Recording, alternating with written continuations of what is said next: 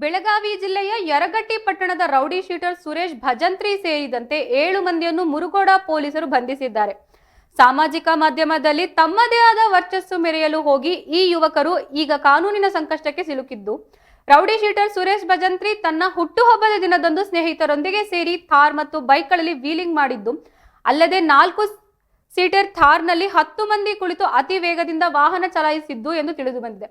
Social ಮೀಡಿಯಾದ viral ಆಗುವ ಉದ್ದೇಶದಿಂದ ಈ ದೃಶ್ಯಗಳನ್ನು ಚಿತ್ರೀಕರಿಸಿ ಅದಕ್ಕೆ ಸೂಕ್ತ ಹಾಡುಗಳನ್ನು ಅಳವಡಿಸಿ ಸಾಮಾಜಿಕ ಜಾಲತಾಣಗಳಲ್ಲಿ ಅಪ್ಲೋಡ್ ಮಾಡಲಾಗಿತ್ತು.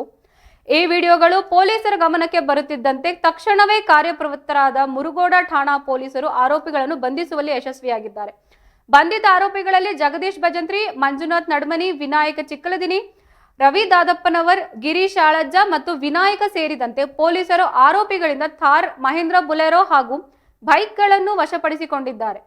ಈ ಕುರಿತು ಮಾತನಾಡಿದ ಬೆಳಗಾವಿ ಜಿಲ್ಲಾ ಪೊಲೀಸ್ ವರಿಷ್ಠಾಧಿಕಾರಿ ಕೆ ರಾಜಾರಾಮನ್ ಅವರು, ಸಾರ್ವಜನಿಕ ಸ್ಥಳಗಳಲ್ಲಿ ಅವಾಚ್ಯ ಶಬ್ದಗಳನ್ನು ಬಳಸುವುದು, ವೀಲಿಂಗ್ ಮಾಡುವುದು ಸೇರಿದಂತೆ ಕಾನೂನು ಬಾಹಿರ ಚಟುವಟಿಕೆಗಳಲ್ಲಿ ತೊಡಗುವ ಯುವಕರಿಗೆ ಎಚ್ಚರಿಕೆ ನೀಡಿದ್ದಾರೆ. ಸೋಷಿಯಲ್ ಮೀಡಿಯಾದಲ್ಲಿ ಹೆಸರು ಗಳಿಸುವ ಭರದಲ್ಲಿ ಕೆಲ ಯುವಕರು ಕಾನೂನನ್ನು ಕೈಗೆತ್ತಿಕೊಳ್ಳುತ್ತಿರುವುದು ಆತಂಕಕಾರಿ ಬೆಳವಣಿಗೆಯಾಗಿದೆ ಎಂದು ವಿಶ್ಲೇಷಿಸುತ್ತಾರೆ. ಈ ಪ್ರಕರಣವು ಇತರ ಯುವಕರಿಗೆ ಎಚ್ಚರಿಕೆ ಕರೆ ಕೊಡಲಾಗಿದ್ದು, ಸಾಮಾಜಿಕ ಜಾಲತಾಣಗಳಲ್ಲಿ ಪ್ರಚಲಿತವಾಗಿ ಹೋಗಿ ಜೈಲು ಪಾಲಾಗುವಂತಹ ಪರಿಸ್ಥಿತಿಗಳನ್ನು ತಪ್ಪಿಸುವಂತೆ ಸಲಹೆ ನೀಡಲಾಗಿದೆ. ಪೊಲೀಸರು ಸಾರ್ವಜನಿಕ ಸುರಕ್ಷತಾ ಹೆಚ್ಚಿಗೆ ಒತ್ತು ನೀಡುತ್ತಿದ್ದು, ಇಂತಹ ಘಟನೆಗಳು ತಡೆಗಟ್ಟಲು ಅಗತ್ಯ ಕ್ರಮ ಕೈಗೊಳ್ಳುವುದಾಗಿ ತಿಳಿಸಿದ್ದಾರೆ. ಸೋಷಿಯಲ್ ಮೀಡಿಯಾನಲ್ಲಿ ಯಾವುದೇ ನಮಗೆ ಜವಾಬ್ದಾರಿ ಇಲ್ಲ ಅಂದರೆ ಅನ್ಕೊಳ್ಳೋದು ಬೇಡ.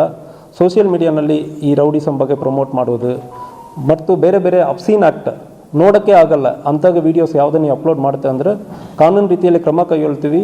ಮತ್ತು ಫೋನನ್ನು ನಿಮ್ಮ ಯಾವುದೆಲ್ಲ ವಿಡಿಯೋ ತೊಗೊಂಡಿದ್ದೀರಿ ಎವಿಡೆನ್ಸ್ಗಾಗಿ ಅದು ಕೂಡ ನಾವು ಸೀಸ್ ಮಾಡ್ತೀವಿ. ಮಾಡಿದ್ದೀವಿ, ಮುರುಗೋಡಲ್ಲಿ ಮಾಡಿದ್ದೀವಿ.